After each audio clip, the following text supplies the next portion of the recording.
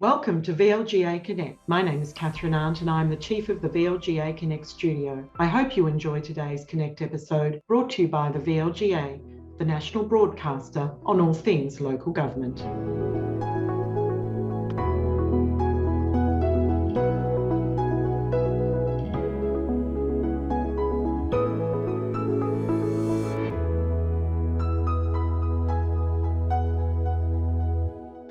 Hello, welcome back to VLGA Connect. We're going back to our FastTrack Day held recently at the Park Hyatt when we had a number of mayors in the audience. And I thought it would be interesting to ask each of them for their insights into what they know now that they wish they knew before they became a councillor. Here's what they had to say. There's two things. On a positive note, I did not realise the extent of the opportunity that I would actually have as a councillor.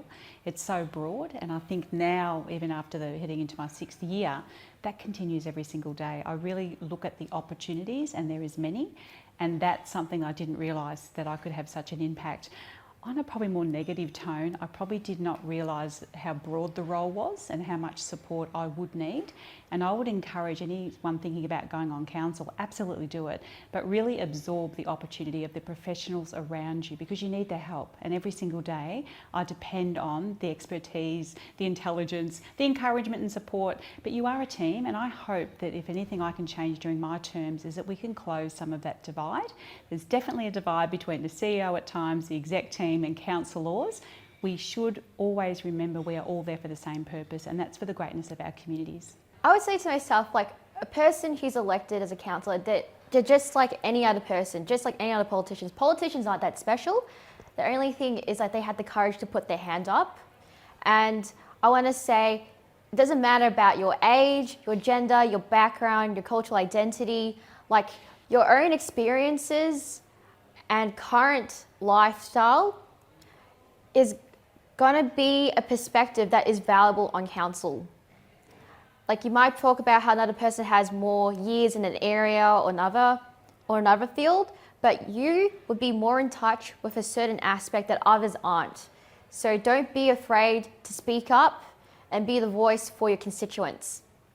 And as many people out there who don't identify with you, there's going to be more people who do. So remember that. Probably the biggest thing, looking forward even now to what other councillors might come into, or prospective councillors, is understanding that you first put your hand up primarily around issues that you're very passionate about, but then understanding how that translates into a role when you actually are the councillor and you actually become an advocate across all the issues and having to look at all sides of the angle. And obviously you're one of however many people are on your council, and that makes a very different outcome.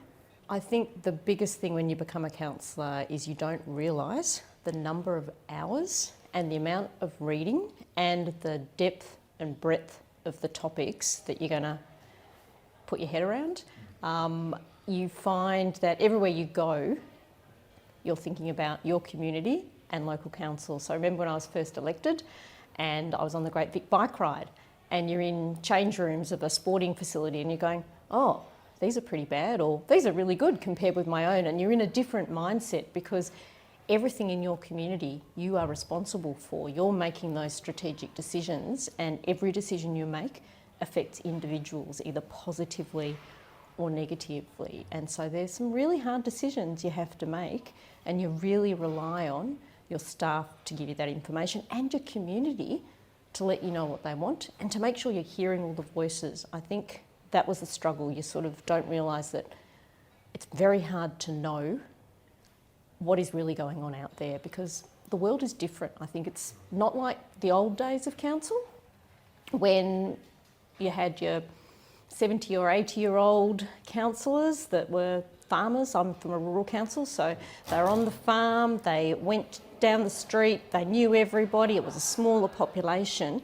We have bigger populations, towns with different needs, new communities coming in. So I think it is a lot harder now as a councillor to really get on top of the communities, and I think that that's a struggle. You know your own little community that helped to get you elected and supported, but you need to know the whole Shire. So yeah, that's sort of the things that you don't realise when you put your hand up. Don't be daunted. I think it's a great opportunity to serve the community, but do your homework. Attend council meetings, read agendas, talk to local councillors in your community, and really get to understand the broad range of services and programs that local council delivers in your community, and what your role as a councillor is in that delivery. And it's so much more the strategic planning and direction than the day-to-day delivery. Well, I wish we'd known all about the external events that might intervene into our councillorship in terms of the way that we need to adapt. We need to be very adaptable as councillors, and I think that's a big learning point for me in terms of the COVID experience, our storms, and the community stress that's created, and the need for us as councillors to be both responsive, intelligent in terms of our response to that, but also a sensitivity in that response, and having those skills is actually a really fundamental part of being a councillor, and to really learn to brush up on those and take courses and educate ourselves to be better at that. One thing I would have liked to have known was probably expectations and roles, and maybe a little bit more around how much time was really needed to do the role properly. And that might be through having, as we talked about previously, around a position description and some KPIs even. What I know now that I wish I knew when I was first elected as a councillor is that whilst it is a political election or a political process to become an elected councillor, it should not be a political role. We are a board of directors, ultimately, of an organisation of people.